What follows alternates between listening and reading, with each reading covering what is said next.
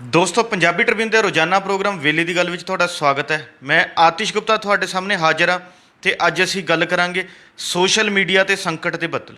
ਸਾਡੇ ਨਾਲ ਇਸ ਵਿਸ਼ੇ ਤੇ ਗੱਲਬਾਤ ਕਰਨ ਲਈ ਵਿਸ਼ੇਸ਼ ਤੌਰ ਤੇ ਹਾਜ਼ਰ ਨੇ ਸਾਡੇ ਸੀਨੀਅਰ ਪੱਤਰਕਾਰ ਸ਼੍ਰੀ ਹਮੀਰ ਸਿੰਘ ਜੀ। ਹਮੀਰ ਸਿੰਘ ਜੀ, ਤੁਹਾਡਾ ਬਹੁਤ ਬਹੁਤ ਸਵਾਗਤ ਹੈ ਜੀ। ਜੀ ਸ਼ੁਕਰੀਆ। ਹਮੀਰ ਸਿੰਘ ਜੀ, ਦੇਸ਼ 'ਚ ਇੱਕ ਪਾਸੇ ਪ੍ਰਧਾਨ ਮੰਤਰੀ ਨਰਿੰਦਰ ਮੋਦੀ ਡਿਜੀਟਲ ਇੰਡੀਆ ਦੀਆਂ ਗੱਲਾਂ ਕਰ ਰਹੇ ਨੇ, ਦੂਜੇ ਪਾਸੇ ਕਰੋਨਾ ਮਹਾਮਾਰੀ ਦੌਰਾਨ ਦੇਸ਼ ਦੇ ਵੱਡੀ ਗਿਣਤੀ 'ਚ ਲੋਕ ਸੋਸ਼ਲ ਮੀਡੀਆ ਦੀ ਵਰਤੋਂ ਕਰ ਰਹੇ ਨੇ, ਆਪਣੇ ਵਿਚਾਰ ਸੋਸ਼ਲ ਮੀਡੀਆ ਰਾਹੀਂ ਸਭ ਦੇ ਸਾਹਮਣੇ ਰੱਖ ਰਹੇ ਨੇ। ਉਸੇ ਦੌਰਾਨ ਜਿਹੜਾ ਹੈਗਾ ਸੋਸ਼ਲ ਮੀਡੀਆ ਨੂੰ ਲੈ ਕੇ ਇੱਕ ਵੱਡਾ ਵਿਵਾਦ ਛਿੜਦਾ ਹੈ। ਕਈ ਸੋਸ਼ਲ ਮੀਡੀਆ ਕੰਪਨੀਆਂ ਨੂੰ ਬੰਦ ਕਰਨ ਤੱਕ ਦੀ ਜਿਹੜੀਆਂ ਗੱਲਾਂ ਸਾਹਮਣੇ ਆਉਂਦੀਆਂ ਨੇ। ਅਸੀਂ ਜਾਣਨਾ ਚਾਹਾਂਗੇ ਵਿਵਾਦ ਕੀ ਹੈ, ਹੁਣੇ ਕਿੱਥੇ ਤੱਕ ਪਹੁੰਚ ਚੁੱਕਿਆ। ਅਸਲ ਦੇ ਵਿੱਚ ਸੋਸ਼ਲ ਮੀਡੀਆ ਜਦੋਂ ਆਇਆ ਤਾਂ ਉਹਦੇ ਬਾਰੇ ਇਹ ਕਿਹਾ ਗਿਆ ਕਿ ਉਹਨੇ ਇੱਕ ਦਾਇਰਾ ਮੋਖਲਾ ਕੀਤਾ, ਹਰ ਬੰਦੇ ਨੂੰ ਆਪਣੀ ਗੱਲ ਕਹਿਣ ਦਾ ਇੱਕ ਪਲੇਟਫਾਰਮ ਦਿੱਤਾ ਹੈ। ਉਹ ਫਿਰ ਕਿੰਨੇ ਹੀ ਸੋਸ਼ਲ ਮੀਡੀਆ ਦੇ ਪਲੇਟਫਾਰਮ ਅਲੱਗ-ਅਲੱਗ ਆਏ ਵੀ, ਚਾਹੇ ਉਹ ਫੇਸਬੁੱਕ ਹੈ, ਟਵਿੱਟਰ ਹੈ, ਵਟਸਐਪ ਹੈ, ਡਿਫਰੈਂਟ ਟਾਈਪ ਦੇ ਜਿਹੜੇ ਆਏ ਜੀ। ਅਤੇ ਉਹਦੇ ਦੌਰਾਨ ਉਹਦਾ ਇਸਤੇਮਾਲ ਵੀ ਕੀਤਾ, ਕਈਆਂ ਨੇ ਗਲਤ ਵਰਤੋਂ ਵੀ ਕੀਤੀ। ਇੰਡੀਵਿਜੂਅਲ ਤਾਂ ਸ਼ਾਇਦ ਓਡੀ ਗਲਤ ਵਰਤੋਂ ਨਹੀਂ ਕਰ ਸਕਦਾ ਜਿੰਨਾ ਆਰਗੇਨਾਈਜ਼ਡ ਰੂਪ ਦੇ ਵਿੱਚ ਵੀ ਹੋਈ ਬੜੀ ਵਾਰ, ਜਿਹੜੀਆਂ ਪਾਰਟੀਆਂ ਨੇ IT ਸੈੱਲ ਬਣਾਏ, ਜੇ ਉਹ ਕੀਤਾ, ਫੇਕ ਨਿਊਜ਼। ਪਰ ਉਹਦੇ 'ਚ ਕੁਝ ਚੁਆਇਸ ਇਹੋ ਜਿਹੀ ਹੋ ਜਾਂਦੀ ਹੈ, ਜਿਹੜੇ ਤੁਹਾਡੇ ਫੇਵਰ ਦੇ ਨੇ, ਉਹ ਚਾਹੇ ਫੇਕ ਵੀ ਹੋਵੇ, ਉਹਦੀ ਤੁਸੀਂ ਨੋਟਿਸ ਨਹੀਂ ਲੈਂਦੇ ਅਤੇ ਦੂਜਿਆਂ ਦਾ ਨੋਟਿਸ ਲੈਂਦੇ। ਪਰ ਹੁਣ ਜਿਹੜਾ ਹੌਲੀ ਹੌਲੀ ਕਰਕੇ ਇੱਕ ਤਰੀਕਾਕਾਰ ਚੱਲੇ ਆ ਉਸ ਲੈਵਲ ਦੇ ਉੱਤੇ, ਅਤੇ ਕੋਰਟ ਨੇ ਕਿਹਾ ਸੀਗਾ ਕਿ ਤੁਹਾਡੇ ਕੋਲ ਰੈਗੂਲੇਸ਼ਨ ਰੂਲਜ਼ ਕੀ ਨੇ, ਤਾਂ ਕੇਂਦਰ ਸਰਕਾਰ ਨੇ ਇੱਕ ਰੂਲ ਰੈਗੂਲੇਸ਼ਨ ਬਣਾਏ ਜਿਹੜੇ ਫਰਵਰੀ ਦੇ ਵਿੱਚ ਸਾਹਮਣੇ ਲਿਆਂਦੇ ਗਏ, ਇਸ ਪਿਛਲੀ ਫਰਵਰੀ ਦੇ ਵਿੱਚ। ਹੁਣ ਉਹਦੇ ਨਾਲ ਜੋੜ ਕੇ ਇੱਕ ਡਿਬੇਟ, ਇੱਕ ਬਹਿਸ ਲਗਾਤਾਰ ਹੋ ਰਹੀ ਸੀ। ਹੁਣ ਇਹ ਬਹਿਸ ਦੁਬਾਰਾ ਇਸ ਕਰਕੇ ਚੱਲੀ ਹੈ ਕਿਉਂਕਿ ਵਟਸਐਪ ਔਰ ਫੇਸਬੁੱਕ ਦਾ ਲਗਭਗ ਤਾਲਮੇਲ ਹੀ ਹੈ ਉਸ ਪੱਧਰ ਦੇ ਉੱਤੇ, ਜਦੋਂ ਦਿੱਲੀ ਹਾਈ ਕੋਰਟ ਦੇ ਵਿੱਚ ਚਲਾ ਗਿਆ।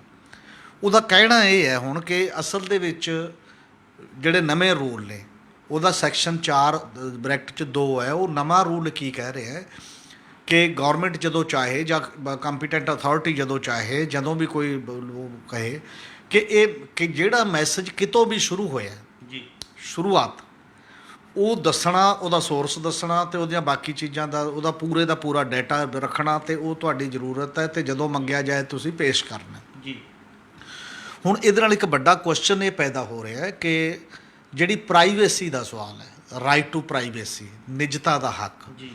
ਨਿਜਤਾ ਦੇ ਹੱਕ ਦੇ ਵਿੱਚ ਇਦੋਂ ਪਹਿਲਾਂ ਹੀ ਆਧਾਰ ਕਾਰਡ ਨੂੰ ਲੈ ਕੇ ਬਹੁਤ ਲੰਬਾ ਸਮਾਂ ਜਿਹੜਾ ਇਸ ਦੇਸ਼ ਦੇ ਵਿੱਚ ਬਹਿਸ ਹੁੰਦੀ ਰਹੀ ਹੈ, ਡਿਬੇਟ ਹੁੰਦੀ ਰਹੀ ਹੈ, ਔਰ ਉਹ ਸੰਵਿਧਾਨਕ ਬੈਂਚ ਸੀ ਜਿਹਨੇ ਇਹ ਜੱਜਮੈਂਟ ਦਿੱਤੀ ਕਿ ਜਿਹੜਾ ਨਿਜਤਾ ਦਾ ਅਧਿਕਾਰ ਹੈ, ਪ੍ਰਾਈਵੇਸੀ ਦਾ ਅਧਿਕਾਰ ਹੈ, ਇਹ ਬੁਨਿਆਦੀ ਹੱਕ ਹੈ, ਇਹ ਫੰਡਾਮੈਂਟਲ ਰਾਈਟ ਹੈ ਬੰਦੇ ਦਾ, ਅਤੇ ਤੁਸੀਂ ਇਹਨੂੰ ਉਸ ਹੱਦ ਤੱਕ ਨਹੀਂ ਜਾ ਸਕਦੇ ਕਿਉਂਕਿ ਇਹਦੇ 'ਚ ਕਿੰਨੀਆਂ ਚੀਜ਼ਾਂ ਨੇ। ਸਪੋਜ਼ ਕਰੋ ਸਾਡੇ ਦੇਸ਼ 'ਚ ਕਾਨੂੰਨ ਵੀ ਹੈ, ਬਾਕੀ ਵੀ ਹੈ। ਮੈਂ ਆਪਣੀ ਇਹੋ ਜਿਹੀ ਮੈਨੂੰ ਕੋਈ ਬਿਮਾਰੀ ਹੈ ਅਤੇ ਮੇਰੀ ਬਿਮਾਰੀ ਲੋਕਾਂ ਨੂੰ ਨਹੀਂ ਦੱਸਣਾ ਚਾਹੁੰਦਾ, ਮੇਰੇ ਜੀਵਨ 'ਤੇ ਅਸਰ ਪੈਂਦਾ, ਮੰਨ ਲਓ ਉਹ ਕੋਈ ਡਾਕਟਰ ਵੀ ਨਹੀਂ ਦੱਸ ਸਕਦਾ, ਕੋਈ ਵੀ ਬੰਦਾ ਨਹੀਂ ਦੱਸ ਸਕਦਾ ਕਿ ਉਹ ਨਿੱਜੀ ਦਾਇਰੇ ਦੇ ਵਿੱਚ ਆਉਣ ਵਾਲੀ ਇੱਕ ਚੀਜ਼ ਹੈ। ਇਸੇ ਤਰ੍ਹਾਂ ਕੋਈ ਜਰਨਲਿਸਟ ਹੈ, ਉਹ ਜਦੋਂ ਜਾਂਦਾ ਕਿਤੇ ਵੀ ਸੋਰਸ ਤੋਂ ਕੋਈ ਖਬਰ ਲੈਣੀ ਹੈ, ਕੋਈ ਇਨਵੈਸਟੀਗੇਟ ਕਰਨਾ ਹੈ, ਕੋਈ ਮੰਨ ਲਾ ਗੱਲ, ਔਰ ਜੇਕਰ ਇਹ ਸਾਰਾ ਕੁਝ ਓਪਨ ਹੋ ਜਾਏਗਾ ਤਾਂ ਖਬਰ ਦੱਸੂਗਾ ਕੌਣ? ਅਗਲੇ ਨੂੰ ਲੱਗਦਾ ਕਿ ਗੌਰਮੈਂਟ 'ਚ ਫਸ ਜਾਊਗਾ। ਬਹੁਤੀਆਂ ਖਬਰਾਂ ਦਾ ਸੋਰਸ ਜਿਹੜਾ ਹੁੰਦਾ ਹੈ ਉਹ ਨੋਰਮਲੀ ਛੁਪ ਕੇ ਹੀ ਦੇਣਾ ਚਾਹੁੰਦਾ ਹੈ ਕਿ ਉਹ ਨਹੀਂ ਆਪਣੇ ਡਾਇਰੈਕਟ ਪੰਗਾ ਕਿਸੇ ਨਾਲ ਲੈਣਾ ਚਾਹੁੰਦਾ, ਤਾਂ ਇਹਦਾ ਮਤਲਬ ਉਹ ਵੀ ਰਸਤਾ ਤੁਸੀਂ ਬੰਦ ਕਰਨ ਦੀ ਗੱਲ ਕਰਦੇ ਆ। ਇਸੇ ਤਰ੍ਹਾਂ ਸੋਸ਼ਲ ਐਕਟਿਵਿਸਟ ਨੇ ਜਾਂ ਪੋਲੀਟੀਕਲ ਐਕਟਿਵਿਸਟ ਨੇ, ਉਹ ਕੋਈ ਚਰਚਾ ਕਰਦੇ ਨੇ, ਆਰਗੂਮੈਂਟ ਕਰਦੇ ਨੇ, ਫਾਈਨਲ ਫੈਸਲਾ ਕੁਝ ਵੀ ਹੁੰਦਾ ਆਪਣੀ ਇਸ ਪੱਧਰ ਦੇ ਉੱਤੇ ਇੱਕ ਅੰਗੇਜ ਕਰਦੇ ਨੇ ਵੀ ਆਪਾਂ ਫੈਸਲਾ ਕਿਵੇਂ ਲੈਣਾ, ਕੀ ਕਰਨਾ। ਉਹ ਸਾਰੀਆਂ ਚੀਜ਼ਾਂ ਵੀ ਤੁਸੀਂ ਸੋਰਸ ਤੱਕ ਜੇਕਰ ਜਾਂਦੇ ਹੋ ਅਤੇ ਉਸ ਪੱਧਰ ਦੇ ਉੱਤੇ ਜਾਂਦੇ ਹੋ, ਉਹ ਸਾਰਿਆਂ 'ਤੇ ਇੰਪੈਕਟ ਪੈਣ ਦੀ ਸੰਭਾਵਨਾ ਹੈ, ਅਸਰ ਪੈਣ ਦੀ ਸੰਭਾਵਨਾ ਹੈ ਜੇਕਰ ਇਹ ਚੀਜ਼ਾਂ ਇਸ ਲੈਵਲ 'ਤੇ ਚੱਲਦੀਆਂ ਨੇ। ਤਾਂ ਇਹਦੇ ਨਾਲ ਜਿਹੜਾ ਪ੍ਰਾਈਵੇਸੀ ਦਾ ਰਾਈਟ ਹੈ, ਨੰਬਰ 1 ਨਿਜਤਾ ਦਾ ਹੱਕ, ਉਹ ਖਤਮ ਹੁੰਦਾ ਹੈ, ਅਤੇ ਨਾਲ ਦੀ ਨਾਲ ਇਹਦੇ ਨਾਲ ਜੁੜਿਆ ਹੁੰਦਾ ਇੱਕ ਫਰੀਡਮ ਆਫ ਐਕਸਪ੍ਰੈਸ਼ਨ, ਵਿਚਾਰਾਂ ਦੀ ਆਜ਼ਾਦੀ ਦਾ ਸਵਾਲ। ਜਦੋਂ ਉਹਦੇ 'ਚ ਇਹ ਡਰ ਬਹਿ ਗਿਆ ਕਿ ਮੇਰੀ ਪ੍ਰਾਈਵੇਸੀ ਖਤਮ ਹੈ, ਤਾਂ ਉਹਦੇ ਨਾਲ ਜੁੜ ਕੇ ਜਿਹੜਾ ਰਾਈਟ ਟੂ ਫਰੀਡਮ ਹੈ ਉਹ ਵੀ ਖਤਮ ਹੋ ਜਾਂਦਾ, ਫਿਰ ਬੰਦਾ ਬੋਲਣਾ ਬੰਦ ਕਰ ਦਿੰਦਾ, ਬਾਕੀ ਚੀਜ਼ਾਂ ਨੇ। ਇਹਦਾ ਮਤਲਬ ਆਟੋਮੈਟਿਕਲੀ ਕਿ ਇਨਡਾਇਰੈਕਟਲੀ ਇਹਦਾ ਅਸਰ ਉਹਦੇ 'ਤੇ ਵੀ ਜਾ ਕੇ ਪੈਂਦਾ। ਹੁਣ ਇਹ ਡਿਬੇਟ ਹੈ ਜਿਹੜੀ ਉਹ ਕਹਿ ਰਹੇ ਨੇ ਕਿ ਗੌਰਮੈਂਟ ਆਫ ਇੰਡੀਆ ਕਹਿ ਰਹੀ ਹੈ ਵੀ ਨਹੀਂ ਜੀ, ਅਸੀਂ ਸਾਰਿਆਂ ਦਾ ਥੋੜ੍ਹੀ ਕਹਿੰਦੇ ਹਾਂ, ਅਸੀਂ ਤਾਂ ਜਦ ਸਾਨੂੰ ਲੋੜ ਹੋਊ ਉਦੋਂ ਕਹਿ ਰਹੇ ਹਾਂ, ਜਾਂ ਬਾਕੀ ਦੀਆਂ ਗੱਲਾਂ। ਜਦ ਤੁਸੀਂ ਇੱਕ ਅਪਰੋਚ ਲੈ ਲਈ, ਇੱਕ ਸਿਸਟਮ ਲੈ ਲਿਆ, ਸਾਡੇ ਸਿਸਟਮ ਦੇ ਵਿੱਚ ਤੁਸੀਂ ਦੇਖੋ ਕਿ ਐਕਟ ਬਣੇ ਨੇ, ਐਕਟ ਅਮੈਂਡ ਹੋਏ ਨੇ, NIA ਅਤੇ UAPA। ਉਹਦੇ 'ਚ ਤੁਸੀਂ ਇੱਕ ਫੈਸਲਾ ਕਰ ਲਿਆ ਕਿ ਵਿਅਕਤੀ ਨੂੰ ਵੀ, ਪਹਿਲਾਂ ਅੱਗੇ ਫੈਸਲਾ ਹੁੰਦਾ ਕਿ ਕੋਈ ਜਥੇਬੰਦੀ ਅੱਤਵਾਦੀ ਡਿਕਲੇਅਰ ਹੋ ਸਕਦੀ ਹੈ, ਗੈਰ ਕਾਨੂੰਨੀ ਹੋ ਸਕਦੀ, ਉਹ ਬੰਦਾ ਨਹੀਂ ਹੈ, ਅਤੇ ਉਹਦੇ 'ਚ ਤੁਸੀਂ ਬੰਦਾ ਵੀ ਕਰ ਲਿਆ। ਅਤੇ ਬੰਦੇ ਦੇ ਨਾਲ ਫਿਰ ਕੀ ਹੋ ਗਿਆ, ਜਦ ਤੁਹਾਡੇ 'ਤੇ ਮਤਲਬ ਇਹ ਹੋ ਗਿਆ ਕਿ ਤੁਹਾਡਾ ਫੋਨ ਟੇਪ ਕਰਨਾ, ਬਾਕੀ ਚੀਜ਼ਾਂ ਕਰਨੀਆਂ ਨੇ, ਜੇ ਉਹ ਜੋ ਵੀ ਕਰਨਾ ਹੈ, ਤਾਂ ਤੁਹਾਨੂੰ ਖੁੱਲ੍ਹ ਮਿਲ ਗਈ ਸਭ ਕੁਝ ਕਰਨ ਲਈ। ਨਾਰਮਲੀ ਫੋਨ ਟੇਪਿੰਗ ਇੱਕ ਖਾਸ ਹਾਲਾਤ ਦੇ ਵਿੱਚ, ਖਾਸ ਅਥਾਰਟੀ ਤੋਂ ਖਾਸ ਦਿਨਾਂ ਲਈ ਕੀਤਾ ਜਾ ਸਕਦਾ ਸੀ। ਹੁਣ ਤੁਹਾਨੂੰ ਟੋਟਲ ਖੁੱਲ੍ਹ ਮਿਲ ਗਈ ਹੈ। ਜਦੋਂ ਤੁਹਾਨੂੰ ਟੋਟਲ ਖੁੱਲ੍ਹ ਮਿਲ ਗਈ ਹੈ ਤਾਂ ਤੁਸੀਂ ਉਹਦੇ 'ਤੇ ਉਹ ਮੁਕੱਦਮੇ ਇਸ ਲੈਵਲ ਦੇ ਦਰਜ ਕਰਕੇ ਉਹਦਾ ਮੋਬਾਈਲ, ਉਹਦਾ ਲੈਪਟਾਪ, ਉਹਦਾ ਹਰ ਚੀਜ਼ ਤੁਸੀਂ ਆਪਣੇ ਕਬਜ਼ੇ 'ਚ ਲੈਂਦੇ ਹੋ। ਹਰ ਚੀਜ਼ ਆਪਣੇ ਕਬਜ਼ੇ 'ਚ ਲੈਂਦੇ ਹੋ ਅਤੇ ਉਹਨੂੰ UAPA ਦੇ ਤਹਿਤ ਚੱਕ ਕੇ ਅੰਦਰ ਕਰਦੇ ਹੋ, ਅਤੇ ਨਾਲ ਉਹਦਾ ਇੱਕ ਲਿੰਕ ਜੋੜਨਾ ਬਸ ਤੁਸੀਂ ਕਿ ਮਾਓਵਾਦੀਆਂ ਦੇ ਨਾਲ ਸੰਬੰਧਿਤ ਹੈ ਜੀ, ਬਾਕੀ ਅਨਲਾਫੁਲ ਐਕਟੀਵਿਟੀ ਹੈ ਜੇ ਉਹ। ਉਹਦੇ 'ਚ ਹੀ ਕਿੰਨੇ ਬੰਦੇ, ਦਰਜਨ ਤੋਂ ਵੱਧ ਬੰਦੇ, 16 ਬੰਦੇ ਤਾਂ ਦੇਸ਼ ਦੇ ਮੰਨੇ ਪ੍ਰਮੰਨੇ ਬੌਧਿਕ ਤਬਕੇ ਦੇ ਲੋਕ ਅਤੇ ਸਮਾਜਿਕ ਕਾਰਕੁਨ ਜਿਨ੍ਹਾਂ ਨੇ ਜ਼ਿੰਦਗੀ ਲਾਈ, ਉਹ ਅੰਦਰ ਬੰਦ ਨੇ ਅਤੇ ਉਹਨਾਂ ਦੀ ਜ਼ਮਾਨਤ ਤੱਕ ਨਹੀਂ ਹੋ ਰਹੀ। ਔਰ ਉਹਦੀ ਦੁਰਵਰਤੋਂ ਸਾਡੇ ਸਾਹਮਣੇ ਸਾਫ਼ ਦਿਖਾਈ ਦੇ ਰਹੀ ਹੈ। ਇਦੋਂ ਪਹਿਲਾਂ ਟਾਡਾ ਦੀ ਦੁਰਵਰਤੋਂ ਦਾ ਉਹ ਰੌਲਾ ਪਿਆ ਦੇਸ਼ ਦੇ ਵਿੱਚ, ਤਾਂ ਉਹਨੂੰ ਵਾਪਸ ਲੈਣ ਲਈ ਹੈ। ਫਿਰ ਪੋਟਾ ਦੀ ਸੀ, ਉਹਦੀ ਦੁਰਵਰਤੋਂ ਜਿਸ ਪੱਧਰ ਦੇ ਉੱਤੇ ਹੋਈ। ਇਹ ਜਿਹੜੀ ਦੁਰਵਰਤੋਂ ਹੁੰਦੀ ਹੈ ਇਹੋ ਜਿਹੇ ਕਾਨੂੰਨਾਂ ਦੀ, ਉਹ ਸਭ ਤੋਂ ਜ਼ਿਆਦਾ ਹੋਈ ਹੈ ਘੱਟ ਗਿਣਤੀਆਂ ਦੇ ਵਿੱਚ, ਦਲਿਤਾਂ ਦੇ, ਕਬਾਇਲੀਆਂ ਦੇ ਅਤੇ ਬਾਕੀ ਉਹਨਾਂ ਲੋਕਾਂ ਦੇ ਜਿਹੜੇ ਪਹਿਲਾਂ ਹੀ ਮਤਲਬ ਸਿਸਟਮ ਤੋਂ ਬਾਹਰ ਨੇ, ਜਾਂ ਸਿਸਟਮ ਜਿਨ੍ਹਾਂ ਤੋਂ ਇਸ ਰੂਪ 'ਚ ਤੰਗ ਹੈ ਕਿ ਜਦੋਂ ਆਪਣੀ ਆਵਾਜ਼ ਉਠਾਉਂਦੇ ਨੇ ਤਾਂ ਸਿਸਟਮ ਸਮਝਦਾ ਕਿ ਇਹਨਾਂ ਨੂੰ ਆਵਾਜ਼ ਦੱਬ ਦੇਣੀ ਚਾਹੀਦੀ ਹੈ, ਦਬਾ ਦਿੱਤੀ ਜਾਣੀ ਚਾਹੀਦੀ ਹੈ। ਇਸ ਕਰਕੇ ਇਹ ਡਿਬੇਟ ਜਿਹੜੇ WhatsApp ਦਾ ਸਵਾਲ ਹੈ, ਔਰ ਜੇ ਇਹ ਹੱਲ ਨਹੀਂ ਹੁੰਦਾ ਉਸੇ ਤਰੀਕੇ ਦੇ ਨਾਲ ਮਤਲਬ ਦੇਸ਼ ਦੇ ਵਿੱਚ ਇਹ ਰੂਲ ਮੰਨ ਲਿਆ ਜਾਂਦਾ ਹੈ, ਤਾਂ ਮੰਨਣ ਤੋਂ ਬਾਅਦ ਇਹ ਕਿ ਸਭ ਕੁਝ ਹੀ ਫਿਰ ਗੌਰਮੈਂਟ ਜਿਹੜੀ ਚੀਜ਼ ਨੂੰ ਚਾਹਿਆ ਕਰੂ ਉਹ 'ਤੇ ਆ ਜਾਇਆ ਕਰੂ, ਜਿਹੜੀ ਚੀਜ਼ ਆਇਆ ਕਰੂ ਬੰਦ ਹੋ ਜੂਗੀ। ਅਤੇ ਉਹ ਜਿਹੜਾ ਫਰੀਡਮ ਦਾ ਇੱਕ ਕੁਐਸਚਨ ਹੈ ਕਿ ਤੁਸੀਂ ਆਪਣੀ ਗੱਲ ਕਹਿ ਰਹੇ ਹੋ, ਉਹ ਬੰਦ ਹੋਣ ਦੇ ਚਾਂਸ ਨੇ। ਇਸੇ ਕਰਕੇ ਰੌਲਾ ਪੈ ਰਿਹਾ ਵੀ ਕੀ ਫਿਰ ਗੌਰਮੈਂਟ ਦੀ ਮੰਨ ਕੇ WhatsApp ਜਾਓ, ਜੇ ਉਹਨਾਂ ਨੇ ਨਾ ਮੰਨੀ ਗੌਰਮੈਂਟ ਹੋ ਸਕਦਾ ਦੇਸ਼ ਦੇ ਵਿੱਚ ਇਹਨੂੰ ਬੰਦ ਕਰ ਦੇ। ਪਰ ਮੈਨੂੰ ਲੱਗਦਾ ਬੰਦ ਕਰਨ ਦਾ ਐਡਾ ਵੱਡਾ ਰਿਸਕ ਸ਼ਾਇਦ ਨਾ ਗੌਰਮੈਂਟ ਲੈ ਸਕੇ, ਕਿਉਂਕਿ ਦੇਸ਼ ਦੇ ਵਿੱਚ ਲਗਭਗ 45 ਕਰੋੜ ਯੂਜ਼ਰ ਨੇ ਜਿਹੜੇ ਇਸੇ WhatsApp ਦੇ ਮਾਮਲੇ ਦੇ ਵਿੱਚ ਉਹ ਨੇ, ਅਤੇ ਉਹਦੇ ਵਿੱਚੋਂ ਵੀ ਠੀਕ ਹੈ ਉਹਨਾਂ ਦਾ ਕੰਮ ਪ੍ਰੋਫਿਟ ਕਮਾਉਣਾ ਹੈ, ਕੰਪਨੀ ਹੋ ਆਪਦਾ ਪ੍ਰੋਪਰਟੀ ਕਮਾਉਂਦੀ ਹੈ, ਉਹਨੂੰ ਹੀ ਲੈ ਕੇ ਉਹ ਗੱਲ ਕਰ ਰਹੀ ਹੈ। ਪਰ ਉਹ ਤੁਹਾਡੇ ਇੱਕ ਹੱਕ ਦੇ, ਤੁਹਾਡੇ ਸੁਪਰੀਮ ਕੋਰਟ ਦੀ ਜੱਜਮੈਂਟ ਨੂੰ ਆਧਾਰ ਬਣਾ ਕੇ ਤੁਹਾਡੇ ਰੂਲ ਦੀ ਗੱਲ ਕਰ ਰਹੀ ਹੈ ਕਿ ਵਾਇਲੇਸ਼ਨ ਕਰ ਰਹੇ ਆ ਬੁਨਿਆਦੀ ਦੇ। ਇਸ ਦੇ ਵਿੱਚ ਇਹ ਚਰਚਾ ਵੀ ਹੈ ਕਿਉਂਕਿ ਇਹਦੇ ਨਾਲ ਵੱਡੇ ਪੱਧਰ 'ਤੇ ਲੋਕ ਪ੍ਰਭਾਵਿਤ ਹੋਣੇ ਨੇ। ਇਹ ਇਸ ਕਰਕੇ ਇੰਪੋਰਟੈਂਟ ਹੈ। ਇਹਦੇ ਨਾਲ ਪ੍ਰਭਾਵਿਤ ਇਕੱਲੀ WhatsApp ਦੀ ਕੰਪਨੀ ਨਹੀਂ ਹੋਣੀ, ਫੇਸਬੁੱਕ ਨਹੀਂ ਹੋਣਾ, ਇਕੱਲੀ ਗੌਰਮੈਂਟ ਨਹੀਂ, ਉਹ ਹਰ ਯੂਜ਼ਰ ਪ੍ਰਭਾਵਿਤ ਹੋਣਾ ਹੈ। ਜਿਵੇਂ ਹੁਣ ਇਸ ਕਰਕੇ ਪ੍ਰਭਾਵਿਤ ਹੋ ਰਿਹਾ ਹਰ ਯੂਜ਼ਰ ਕਿ ਜਦੋਂ UAPA 'ਚ ਇਹਨੇ ਬਣਾਤਾ ਕਿ ਹਰ ਸਾਈਬਰ ਕ੍ਰਾਈਮ ਉਹ ਸਟੇਟ ਪੁਲਿਸ ਦੀ ਬਜਾਏ NIA ਦੇਖੇਗੀ, ਤਾਂ ਸਾਈਬਰ ਕ੍ਰਾਈਮ ਹੀ ਹੋ ਗਿਆ। ਸਭ ਕੋਲ ਮੋਬਾਈਲ ਨੇ, ਲੈਪਟਾਪ ਨੇ, ਜਿਹੜੇ ਇਹਨਾਂ 'ਤੇ ਗੱਲ ਕਰਦੇ ਨੇ, ਤਾਂ ਕੱਲਾ ਬੰਦਾ ਉਹਦੇ ਦਾਇਰੇ 'ਚ ਆ ਗਿਆ। ਬੰਦਿਆਂ ਨੂੰ ਪਤਾ ਨਹੀਂ ਵੀ ਅਸੀਂ ਇਹ ਥੋੜ੍ਹਾ ਆਊਗਾ ਵੱਧ ਆਊਗਾ, ਇਹਦਾ ਮਾਮਲਾ ਹੀ ਨਹੀਂ, ਕਿਉਂਕਿ ਤੁਸੀਂ ਸਾਰੇ ਹੀ ਉਹਦੇ ਗ੍ਰਿਫਟ 'ਚ ਆ ਗਏ। ਹਰ ਕ੍ਰਾਈਮ ਦੇ ਵਿੱਚ ਕਿਤੇ ਨਾ ਕਿਤੇ ਫੋਨ ਵਰਤਿਆ ਹੋਊਗਾ, ਕਿਤੇ ਕਾਲ ਕੀਤੀ ਹੋਊ, ਕਿਤੇ ਮੈਸੇਜ ਕੀਤਾ ਹੋਊ, ਕਿਤੇ ਕੁਛ ਕੀਤਾ ਹੋਊ।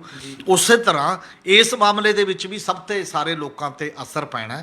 ਇਹਦੇ ਬਾਰੇ ਸੋਚਣਾ, ਇਹਦੇ ਬਾਰੇ ਜਾਣਕਾਰੀ, ਆਪਣੀ ਰਾਏ ਪ੍ਰਗਟ ਕਰਨੀ ਦੇਸ਼ ਪੱਧਰ ਦੇ ਉੱਤੇ ਸਭ ਦੀ ਜ਼ਰੂਰਤ ਹੈ। ਜੀ ਹਮੀਰ ਸਿੰਘ ਜੀ, ਅਸੀਂ ਜਾਣਨਾ ਚਾਹਾਂਗੇ, ਇਹ ਤਾਂ ਗੱਲ ਕਰੀਏ ਆਪਾਂ ਇੱਕ ਸੈਕਸ਼ਨ ਦੀ, ਹੋਰ ਜਿਹੜਾ ਹੈਗਾ ਸੋਸ਼ਲ ਮੀਡੀਆ ਨੂੰ ਲੈ ਕੇ ਕੇਂਦਰ ਸਰਕਾਰ ਨੇ ਕਿਸ ਤਰ੍ਹਾਂ ਇਹ ਰੂਲਸ ਜਿਹੜੇ ਹੈਗੇ ਤਿਆਰ ਕੀਤੇ ਨੇ, ਅਤੇ ਉਸ ਦੇ ਖਿਲਾਫ ਜਿਹੜਾ ਹੈਗਾ ਸੋਸ਼ਲ ਮੀਡੀਆ ਕੰਪਨੀਆਂ ਦਾ ਕਿਸ ਤਰ੍ਹਾਂ ਦਾ ਸਟੈਂਡ ਦੇਖਣ ਨੂੰ ਮਿਲ ਰਿਹਾ। ਅਸਲ ਦੇ ਵਿੱਚ ਇਸ ਸੋਸ਼ਲ ਮੀਡੀਆ ਦੇ ਉੱਤੇ ਜਦੋਂ ਰੂਲ ਬਣੇ ਵੀ ਸੀ, ਉਦੋਂ ਵੀ ਇੱਕ ਗੱਲ ਸਭ ਦੇ ਸਾਹਮਣੇ ਆਉਂਦੀ ਸੀ ਕਿ ਸੁਪਰੀਮ ਕੋਰਟ ਨੇ ਹਾਲਾਂਕਿ ਕਿਹਾ ਸੀ ਕੋਈ ਇੰਡੀਪੈਂਡੈਂਟ ਅਥਾਰਟੀ ਹੋਣੀ ਚਾਹੀਦੀ ਹੈ, ਆਜ਼ਾਦ ਰੂਪ 'ਚ, ਜਾਂ ਆਪਣੇ ਆਪ ਹੀ ਜਿਹੜਾ ਮੇਨ ਸਟ੍ਰੀਮ ਮੀਡੀਆ ਦੇ ਮਾਮਲੇ 'ਚ ਤਾਂ ਇਹ ਕਿਹਾ ਸੀ ਕਿ ਉਹ ਆਪਣਾ ਹੀ ਕੋਈ ਗਰੁੱਪ ਬਣਾ ਲੈਣ ਜਵਾਬਦੇਹੀ ਵਾਲਾ ਆਪਣੇ ਤਰੀਕੇ। ਦੂਜੇ ਬਾਰੇ ਸੋਸ਼ਲ ਮੀਡੀਆ ਬਾਰੇ ਇਹ ਸੀ ਕਿ ਕੋਈ ਇੰਡੀਪੈਂਡੈਂਟ ਆਜ਼ਾਦ ਕਿਹਾ। ਪਰ ਜਿਹੜੇ ਰੂਲ ਬਣਾਏ ਨੇ ਉਹ ਜ਼ਿਆਦਾਤਰ ਤਾਕਤ ਗੌਰਮੈਂਟ ਨੂੰ ਹੀ ਦੇ ਰਹੇ ਨੇ, ਅਤੇ ਗੌਰਮੈਂਟਾਂ ਕਦੇ ਨਹੀਂ ਚਾਹੁੰਦੀਆਂ ਕਿ ਜਿਹੜੀ ਉਹਦੇ ਖਿਲਾਫ ਆਵਾਜ਼ ਹੈ ਉਹਨੂੰ ਉਨੀ ਫਰੀਡਮ ਦਿੱਤੀ ਜਾਏ ਇਸ ਪੱਧਰ ਦੇ ਉੱਤੇ। ਇਸੇ ਤਰ੍ਹਾਂ ਗੌਰਮੈਂਟਾਂ ਉਹਨਾਂ ਦੇ ਹੱਕਾਂ ਨੂੰ, ਉਹਨਾਂ ਦੇ ਬੋਲਣ ਦੇ ਜਿਹੜੇ ਆਜ਼ਾਦੀ ਹੈ ਜਾਂ ਫਰੀਡਮ ਆਫ ਐਕਸਪ੍ਰੈਸ਼ਨ, ਜਿਹਨੂੰ ਵਿਚਾਰ ਪ੍ਰਗਟਾਵੇ ਦੀ ਆਜ਼ਾਦੀ ਦੀ ਗੱਲ ਕਰਦੇ ਆ, ਅਤੇ ਉਹਨੂੰ ਮਤਲਬ ਤੰਗ ਕਰਨ ਲਈ, ਕਰਟੇਲ ਕਰਨ ਲਈ, ਖਤਮ ਕਰਨ ਲਈ, ਘਟਾਉਣ ਲਈ ਹਮੇਸ਼ਾ ਤਿਆਰ ਰਹਿੰਦੀ ਹੈ। ਗੌਰਮੈਂਟ ਨਹੀਂ ਨਾ ਇਜਾਜ਼ਤ ਦੇਗੀ। ਤਾਂ ਜਾਂ ਤਾਂ ਫਿਰ ਕੋਈ ਇਸ ਲੈਵਲ ਦਾ ਸੈਟਅਪ, ਇਹਦੇ 'ਤੇ ਕੋਈ ਬਹੁਤ ਵੱਡੀ ਡਿਬੇਟ ਵੀ ਨਹੀਂ ਕਰਾਈ। ਜਦ ਤੁਸੀਂ ਲੋਕਾਂ 'ਚ ਡਿਬੇਟ ਕਰਾਉਂਦੇ, ਸਾਰੇ ਕਿਤੇ ਗੱਲ ਹੁੰਦੀ, ਸਟੇਕ ਹੋਲਡਰ 'ਚ ਆਪਣੀ ਆਪਣੀ ਰਾਏ ਦਿੰਦੇ, ਉਹਦੇ ਨਾਲ ਕੋਈ ਐਸਾ ਇੱਕ ਫੋਰਮ, ਇੱਕ ਐਸਾ ਕੋਈ ਸਿਸਟਮ ਬਣਦਾ ਜਿਹਦੇ ਨਾਲ ਚੀਜ਼ਾਂ ਜਿਹੜੀਆਂ ਨੇ ਦੇਖੀਆਂ ਜਾ ਸਕਦੀਆਂ ਕਿ ਜੇਕਰ ਉਹਦੇ 'ਚ ਕਮਜ਼ੋਰੀਆਂ ਵੀ ਨੇ। ਬਾਕੀ ਨੇ ਗੱਲ ਠੀਕ ਹੈ ਕਿ ਜੇ ਲੋਕ ਕੋਈ ਬਿਨਾਂ ਮਤਲਬ ਦੀ ਝੂਠੀ ਅਫਵਾਹ ਫੈਲਾਉਂਦੇ ਨੇ, ਅਫਵਾਹ ਫੈਲਾ ਕੇ ਕੋਈ ਵੱਡਾ ਨੁਕਸਾਨ ਕਰਨ ਦੀ ਹੈਸੀਅਤ ਵਾਲੇ ਨੇ, ਉਹ 'ਤੇ ਚੈੱਕ ਰੱਖਣ ਦੀ ਲੋੜ ਹੈ। ਪਰ ਉਹ ਚੈੱਕ ਰੱਖਣ ਦਾ ਹੱਕ ਕਿਹਦੇ ਕੋਲ ਜਾਵੇ, ਇਹ ਸਭ ਤੋਂ ਬੜਾ ਸਵਾਲ ਹੈ। ਔਰ ਉਹਦੇ 'ਚ ਸਾਡੇ ਤਾਂ ਹੁਣ ਜਿਹੜੀਆਂ ਵੀ ਸੰਸਥਾਵਾਂ ਵੀ ਬਣ ਰਹੀਆਂ ਨੇ ਦੇਸ਼ ਦੇ ਵਿੱਚ, ਜਿਹੜੀਆਂ ਸੰਵਿਧਾਨਕ ਸੰਸਥਾਵਾਂ ਨੇ, ਉਹ ਵੀ ਖੜੀਆਂ ਹੋਣ ਲਈ ਤਿਆਰ ਨਹੀਂ ਹੈ ਗੌਰਮੈਂਟ ਦੇ ਸਾਹਮਣੇ। ਤਾਂ ਫਿਰ ਲੋਕਾਂ ਦਾ ਭਰੋਸਾ, ਗੌਰਮੈਂਟ ਤਾਂ ਜਿਹੜੀ ਜਿੱਥੇ ਡਾਇਰੈਕਟ ਆਪ ਹੋਏਗੀ ਉੱਥੇ ਤਾਂ ਲੋਕਾਂ ਦਾ ਗਲ ਘੁੱਟਿਆ ਹੀ ਜਾਊਗਾ ਉਹ ਸਾਰੇ ਮਾਮਲੇ ਦੇ ਵਿੱਚ। ਤਾਂ ਉਹ ਆਜ਼ਾਦ ਖਿਆਲ ਮਨੁੱਖ ਪਹਿਲਾਂ ਬਣਾਉਣ ਦਾ ਸਵਾਲ ਹੈ, ਫਿਰ ਉਹ ਫੋਰਮ ਬਣਾਉਣ ਦਾ ਸਵਾਲ ਹੈ, ਫਿਰ ਉਹਦੇ ਰੂਲ ਇਹੋ ਜਿਹੇ ਬਣਾਉਣ ਦਾ ਸਵਾਲ ਹੈ ਕਿ ਉਹਦੇ 'ਚੋਂ ਇੱਧਰ ਉੱਧਰ ਬਾਹਰ ਨਾ ਜਾ ਸਕਣ, ਕਿਸ ਤਰੀਕੇ ਨਾਲ ਚੱਲੇ, ਉਹ ਜਵਾਬਦੇਹ ਕਿਵੇਂ ਹੋਣ। ਉਹ ਫੋਰਮ ਵੀ ਕਿਤੇ ਜਵਾਬਦੇਹ ਚਾਹੀਦਾ ਜੀ, ਉੱਥੇ ਵੀ ਕੋਈ ਪਾਰਦਰਸ਼ਤਾ ਚਾਹੀਦੀ ਹੈ। ਇਹ ਇੱਕ ਵੱਡਾ ਸਵਾਲ ਅਜੇ ਵੀ ਖੜ੍ਹਾ ਹੈ ਸਾਡੇ ਦੇਸ਼ ਦੇ ਵਿੱਚ। ਸਾਡੇ ਖੇਤੀ ਕਾਨੂੰਨ ਹੋਣ, ਉਹਦੇ 'ਤੇ ਸਟੇਕ ਹੋਲਡਰ ਨਾਲ ਗੱਲ ਨਹੀਂ ਹੁੰਦੀ। ਇਹ ਸੋਸ਼ਲ ਮੀਡੀਆ ਦੀ ਰੈਗੂਲੇਸ਼ਨ ਦਾ ਸਵਾਲ ਹੈ, ਇਹ 'ਤੇ ਸਟੇਕ ਹੋਲਡਰ ਨਾਲ ਗੱਲ ਨਹੀਂ। ਤਾਂ ਜਮਹੂਰੀਅਤ ਕਿਵੇਂ ਹੈ? ਡੈਮੋਕ੍ਰੇਸੀ 'ਚ ਤੁਹਾਨੂੰ ਸਾਰਿਆਂ ਨੂੰ ਚਾਹੇ ਟਾਈਮ ਥੋੜ੍ਹਾ ਜ਼ਿਆਦਾ ਲੱਗ ਜੇ, ਕੋਈ ਫਰਕ ਨਹੀਂ ਪੈਂਦਾ, ਪਰ ਲੋਕਾਂ ਦੀ ਰਾਏ ਦੇ ਨਾਲ ਕੋਈ ਚੀਜ਼ਾਂ ਦੇ ਫੈਸਲੇ ਲੈਣੇ ਹੁੰਦੇ ਨੇ। ਅਤੇ ਜਦੋਂ ਪਹਿਲਾ ਫੈਸਲਾ ਤੁਸੀਂ ਇਹੋ ਜਿਹਾ ਕਰ ਦਿੰਦੇ ਹੋ, ਫਿਰ ਲੋਕਾਂ ਦਾ ਸੁਭਾਵਿਕ ਹੈ ਕਿ ਉਹਦੇ ਖਿਲਾਫ ਗੁੱਸਾ ਹੋਏਗਾ, ਉਹਦੇ ਖਿਲਾਫ ਅੰਦੋਲਨ ਹੋਣਗੇ, ਅਤੇ ਫਿਰ ਉਹਦੇ 'ਚ ਸੁਧਾਰਾਂ ਦੀ ਜਿਹੜੀ ਮੰਗ ਕੀਤੀ ਜਾਏਗੀ, ਉਹੀ ਸੋਸ਼ਲ ਮੀਡੀਆ ਦੇ ਮਾਮਲੇ 'ਚ ਹੋਣ ਜਾ ਰਿਹਾ ਜੀ। ਹਮੀਰ ਸਿੰਘ ਜੀ, ਵਿਚਾਰ ਪ੍ਰਗਟਾਵੇ ਦੀ ਆਜ਼ਾਦੀ ਨੂੰ ਲੈ ਕੇ ਜਿਹੜਾ ਕਈ ਤਰ੍ਹਾਂ ਦੇ ਸਵਾਲ ਖੜੇ ਹੋ ਰਹੇ ਨੇ। ਮਾਹਿਰ ਵੀ ਇਹ ਗੱਲ ਕਹਿ ਰਹੇ ਨੇ, ਲੋਕ ਵੀ ਕਹਿ ਰਹੇ ਨੇ ਵੀ ਕਿ ਜਿਸ ਦਿਨ ਦੀ ਮੋਦੀ ਸਰਕਾਰ ਸੱਤਾ 'ਚ ਆਈ ਹੈ, ਇਸ ਵੱਲੋਂ ਜਿੰਨੇ ਫੈਸਲੇ ਲਏ ਗਏ ਨੇ ਉਹਦਾ ਦੇਸ਼ ਭਰ 'ਚ ਵਿਰੋਧ ਹੁੰਦਾ ਰਿਹਾ ਵੀ ਕਿ ਇਹ ਕਿਤੇ ਨਾ ਕਿਤੇ ਲੋਕਾਂ ਦੀ ਆਵਾਜ਼ ਦਬਾਉਣ ਦੀ ਜਿਹੜੀ ਹੈਗੀ ਕੋਸ਼ਿਸ਼ ਕੀਤੀ ਜਾ ਰਹੀ ਹੈ। ਇਸ ਤਰ੍ਹਾਂ ਤੁਸੀਂ ਇਸ ਨੂੰ ਕਿਵੇਂ ਦੇਖੋਗੇ? ਉਹ ਤਾਂ ਕਲੀਅਰ ਹੀ ਹੈ। ਖੈਰ, ਜਿਹੜੇ ਵੀ ਮਤਲਬ ਦੋ ਗੱਲਾਂ ਬੜੀਆਂ ਕਲੀਅਰ ਨੇ। ਇੱਕ ਗੱਲ ਇਹ ਹੈ ਕਿ ਜਿਹੜੀ ਉਹ ਪੋਲੀਟਿਕਸ ਕਰ ਰਹੇ ਨੇ, ਹਿੰਦੂਤਵ ਦੀ ਪੋਲੀਟਿਕਸ, ਉਹ ਗੌਰਮੈਂਟ ਘੱਟ ਚਲਾ ਰਹੇ ਨੇ, ਆਈਡੀਓਲੋਜੀ ਜ਼ਿਆਦਾ, ਆਪਦਾ ਵਿਚਾਰਧਾਰਾ 'ਤੇ ਜ਼ਿਆਦਾ ਫੋਕਸ ਕਰ ਰਹੇ ਨੇ। ਔਰ ਦੂਜੀ ਗੱਲ ਇਹ ਵੀ ਹੈ ਕਿ ਉਹ ਪ੍ਰਸ਼ਾਸਨ ਅਤੇ ਗਵਰਨੈਂਸ ਘੱਟ ਕਰ ਰਹੇ ਨੇ, ਚੋਣ ਮੋਡ 'ਚ ਹਮੇਸ਼ਾ ਜ਼ਿਆਦਾ ਰਹਿੰਦੇ ਨੇ, ਚਾਹੇ ਪ੍ਰਧਾਨ ਮੰਤਰੀ ਹੋਵੇ ਚਾਹੇ ਬਾਕੀ ਹੋਵੇ। ਜਦੋਂ ਤੁਹਾਡਾ ਏਮ ਉਸ ਪੱਧਰ ਦਾ ਬਣ ਜਾਂਦਾ ਹੁੰਦਾ ਤਾਂ ਉਸ ਲਈ ਤੁਹਾਨੂੰ ਹਮੇਸ਼ਾ ਇੱਕ ਲਾਈਨ ਖਿੱਚ ਕੇ ਤੁਸੀਂ ਕਹਿੰਦੇ ਹੋ ਇਹ ਮੇਰਾ ਬੰਦਾ ਅਤੇ ਇਹ ਵਿਰੋਧੀ ਬੰਦਾ, ਫਿਰ ਉਸ ਲਾਈਨ 'ਤੇ ਚੱਲਣ ਲੱਗ ਜਾਂਦੇ ਹੋ। ਉਸੇ 'ਚ ਉਹਨਾਂ ਨੇ ਦੋ ਗੱਲਾਂ ਕੀਤੀਆਂ ਸਭ ਤੋਂ ਬੜੀਆਂ ਜੀ। ਅਤੇ ਨੰਬਰ 1 ਤਾਂ ਇਹ ਹੈ ਕਿ ਮਨਮਰਜ਼ੀ ਦੇ ਨਾਲ ਨੋਟਬੰਦੀ ਕਰਕੇ, ਬਾਕੀ ਚੀਜ਼ਾਂ ਕਰਕੇ, GST ਦਾ ਸਾਰਾ ਕਰਕੇ ਹੁਣ ਤੇਲ ਦੀਆਂ ਕੀਮਤਾਂ ਨੇ ਕੋਈ ਆਵਾਜ਼ ਨਹੀਂ, ਕੋਈ ਜਵਾਬਦੇਹੀ ਨਹੀਂ, ਲਗਾਤਾਰ ਵੱਧ ਰਹੀਆਂ ਨੇ। ਲੋਕਾਂ ਦਾ ਤਾਂ ਖਿਆਲ ਕੋਈ ਗੱਲ ਨਹੀਂ ਹੈ, ਕੋਈ ਨਹੀਂ ਪੁੱਛਦਾ। ਜਦ ਲੋਕ ਸੜਕਾਂ 'ਤੇ ਆਉਣਗੇ ਉਦੋਂ ਤੁਸੀਂ ਉਹ ਡੰਡਾ ਵਰਤੋਗੇ ਜਿਹੜਾ ਤੁਹਾਡੇ ਕੋਲ ਹੈ ਕਿ ਜੀ ਤੁਸੀਂ ਕਿਉਂ ਆ ਰਹੇ ਹੋ। ਔਰ ਪਾਲਿਸੀ ਵੀ ਤੁਸੀਂ ਇੰਪਲੀਮੈਂਟ ਨਹੀਂ ਕਰ ਰਹੇ ਆਪਣੀ, ਜਿਹੜੀ ਵੀ ਤੁਸੀਂ ਬਣਾਈ ਹੋਈ ਹੈ। ਇਸੇ ਕਰਕੇ ਜਿਹੜੇ ਬੰਦੇ ਸੀ, ਪਹਿਲਾਂ ਤਾਂ ਤੁਸੀਂ ਰਾਜਨੀਤਿਕ ਵਿਰੋਧੀਆਂ ਨੂੰ ਜੀ, ਰਾਜਨੀਤਿਕ ਵਿਰੋਧੀ ਖਾਸ ਤੌਰ 'ਤੇ ਦੋ ਗੱਲਾਂ ਉਹਨਾਂ ਨੇ ਤੈਅ ਕੀਤਾ ਕਿ ਇੱਕ ਮੁਸਲਿਮ ਅਤੇ ਇੱਕ ਕਮਿਊਨਿਸਟ ਖੱਬੇ ਪੱਖੀ। ਇਹ ਦੋ ਨੂੰ ਤਾਂ ਦੁਸ਼ਮਣਾਨਾ ਢੰਗ ਦੇ ਨਾਲ ਤੁਸੀਂ ਅਪਰੋਚ ਕਰਦੇ ਹੋ। ਜਦੋਂ ਉਵੇਂ ਲੈਂਦੇ ਹੋ ਤਾਂ ਇਹਦੇ ਵਿੱਚੋਂ ਹੀ ਇਹ ਚੀਜ਼ਾਂ ਨਿਕਲਦੀਆਂ ਨੇ। ਚਾਹੇ ਜੇ ਮਲੇਰਕੋਟਲਾ ਜ਼ਿਲ੍ਹਾ ਬਣਿਆ ਅਤੇ ਜੋਗੀ ਆਦਿੱਤਿਆਨਾਥ ਨੂੰ ਕੀ ਲੋੜ ਪਈ ਸੀ ਕਿ ਉਹਨੇ ਗਲਤ ਬਣਾਇਆ ਜੀ।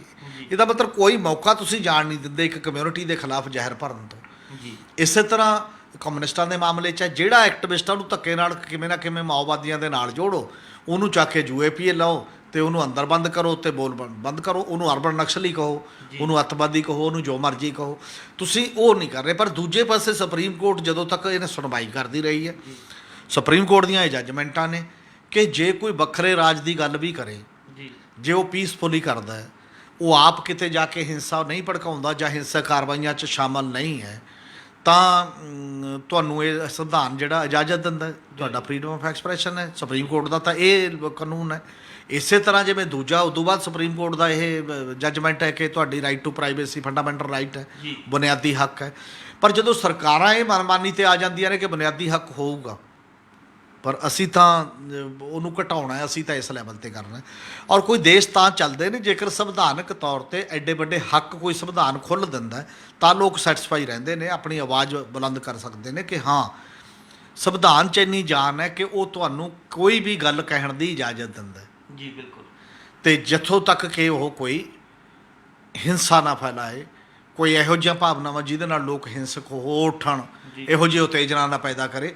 ਪਰ ਸਾਡੇ ਹੁਣ ਤੱਕ ਦਾ ਜਿਹੜਾ ਮਾਹੌਲ BJP ਦਾ ਸਾਰਾ, ਜਦੋਂ ਤਾਂ ਉਹ ਉਹਨਾਂ ਦੀ ਧਿਰ ਹਜੂਮੀ ਹਿੰਸਾ ਦੇ ਤੌਰ 'ਤੇ ਜੀ ਲੋਕਾਂ ਦੇ ਕਤਲ ਕਰਦੀ ਹੈ, ਜਦੋਂ ਉਹ ਧਿਰ ਫੇਕ ਨਿਊਜ਼ ਫੈਲਾਉਂਦੀ ਹੈ, ਕਦੇ ਸਾਧਵੀ ਪ੍ਰਗਿਆ ਇਹ ਕਹਿੰਦੀ ਹੈ ਕਿ ਜੀ ਮਤਲਬ ਗਊ ਮੂਤਰ ਦੇ ਨਾਲ ਹੀ ਕਰੋਨਾ ਠੀਕ ਹੁੰਦਾ, ਰਾਮਦੇਵ ਇਹ ਕਹਿੰਦਾ ਕਿ ਇਹ ਤਾਂ ਸਾਰਾ ਐਲੋਪੈਥੀ 'ਤੇ ਇਹੋ ਜਿਹੀ ਬਿਆਨਬਾਜ਼ੀ ਦਿੰਦਾ ਅਤੇ ਆਪ ਕਰੋਨਾ ਦੇ ਬਾਰੇ ਇੱਕ ਆਪਣੇ ਦਬਿਆ ਵੇਚੀ ਜਾਂਦਾ ਹੈ ਉਸ ਪੱਧਰ ਦੇ ਉੱਤੇ। ਅਤੇ ਉਹ ਫੇਕ ਨਿਊਜ਼ ਇਸ ਲੈਵਲ ਦੀ ਇੰਨੇ ਲੋਕਾਂ ਦਾ ਵਿਸ਼ਵਾਸ ਤੋੜਦਾ, ਪਰ ਉਹਦੇ ਖਿਲਾਫ ਕੋਈ ਪਰਚਾ ਜਾਂ ਕੁਝ ਨਹੀਂ ਹੁੰਦਾ।